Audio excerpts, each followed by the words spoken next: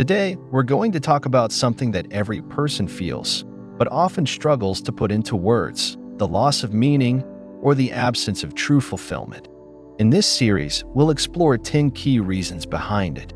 We live in an era of infinite connection. Our devices buzz with messages, notifications, and content from every corner of the globe. The promise of technology was that this endless flow of information and interaction would make us more connected, more productive, and ultimately more fulfilled. But a strange paradox has emerged.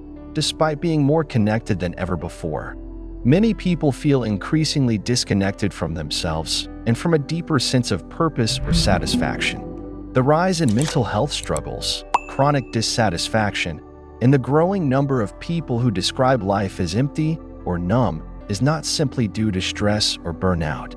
It reflects a deeper rupture, the quiet erosion of meaning in our lives. This essay explores why fulfillment feels elusive today, even when outward conditions are seemingly good. It is not a problem of resources, talent, or opportunity. It is a complex crisis of attention, values, identity, and disconnection from depth. Part 1. Constant input replaces inner dialogue. In the past, moments of reflection were built into the structure of daily life: walking alone, staring out a window, riding a bus in silence. These intervals allowed the mind to process experience, to wander, to ask meaningful questions. But now, we fill every spare moment with input: podcast while walking, social media while eating, YouTube while falling asleep. This input crowding may seem harmless or even productive, but what it replaces is the internal dialogue, the space where insights form, where emotions settle, where meaning is made. When there is no room for the mind to breathe, it cannot synthesize experience. Fulfillment doesn't just come from having experiences, it comes from integrating them. Without space, even the most profound moments remain shallow. Part 2. Meaning requires depth, not speed. Our digital culture rewards immediacy, fast responses, instant gratification, rapid scrolling. But meaning moves at a different speed. It unfolds slowly. It requires attention, stillness, repetition. Relationships, mastery, personal growth, these things do not conform to the logic of the feed. The constant pursuit of the next new thing prevents deep emotional engagement with the present. We consume more than we digest. We experience more than we process. This overconsumption leads to an emotional malnutrition. We feel full, but never nourished. True fulfillment is not exciting. It is often quiet, even boring. It grows over time like roots in the soil, not like fireworks in the sky. Part 3. Productivity has replaced purpose. One of the greatest psychological shifts of the last century has been the redefinition of identity through productivity. We are taught, implicitly and explicitly, that our value is measured by output: how much we do, how efficient we are, how busy we appear. In this framework, rest becomes guilt-inducing. Reflection becomes wasteful, and any moment not spent building something feels like it is being lost. But fulfillment is not the same as productivity. In fact, they often conflict. Fulfillment asks us to live in alignment with our deeper values. Productivity only asks us to perform. When everything becomes a project, even relationships, health, hobbies, we lose touch with the intrinsic joy that brings meaning. We begin to chase optimization instead of fulfillment. Part 4. The illusion of choice creates paralysis. Today, we have more freedom than any generation before. We can work from anywhere. We can start a business from our phone. We can access libraries, experts, and tools with a few clicks. But this explosion of possibility has a dark side. When every path is available, choosing one becomes a psychological burden. The fear of missing out, the constant comparison with others' curated lives, and the pressure to find the perfect path leads to chronic indecision.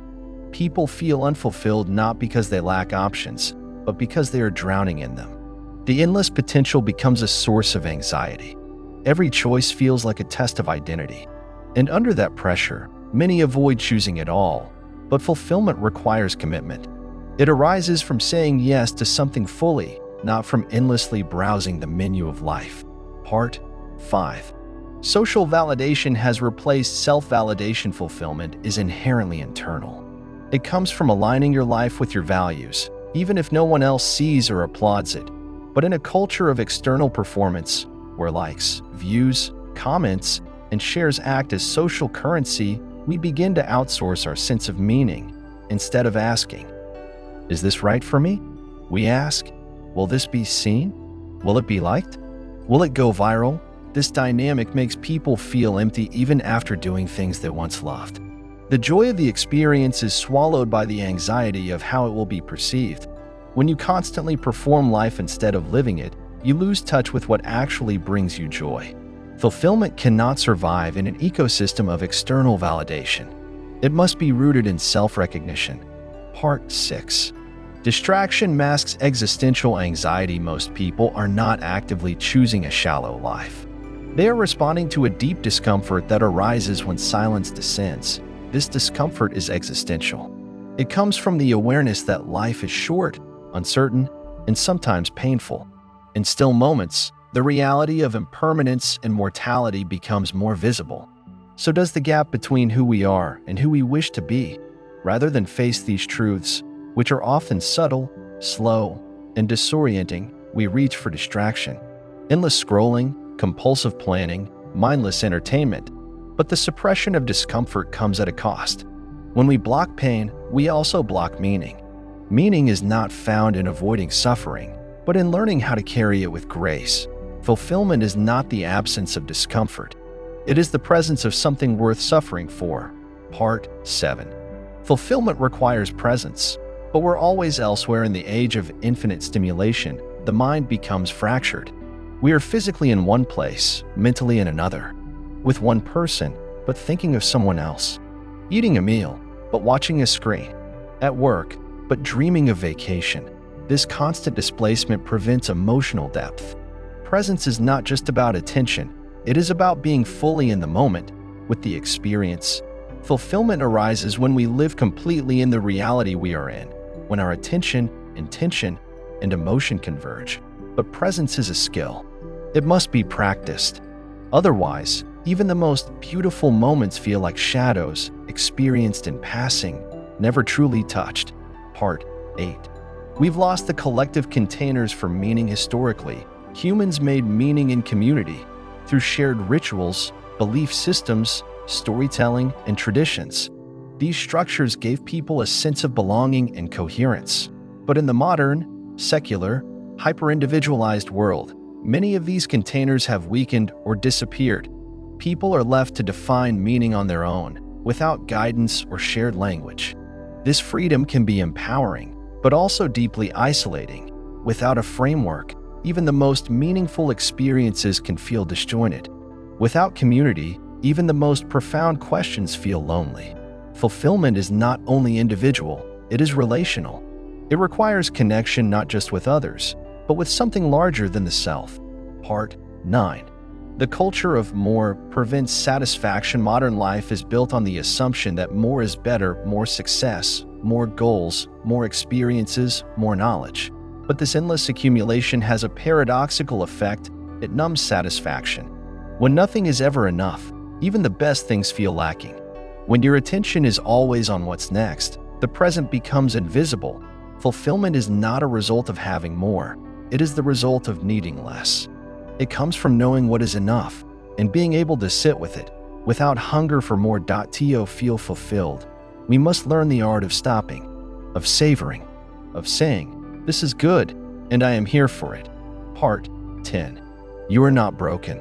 You are disconnected. If you've read this far and see yourself in these patterns, know this: you are not broken. You are not weak. You are not lazy or ungrateful.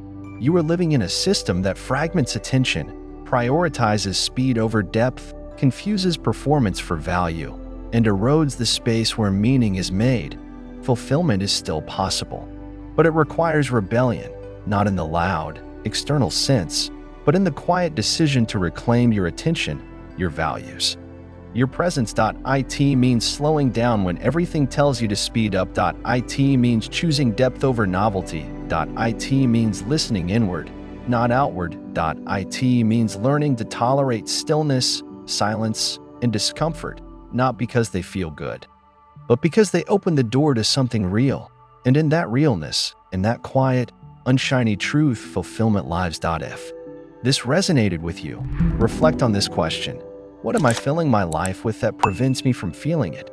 And remember, the search for meaning is not a detour. It is the path.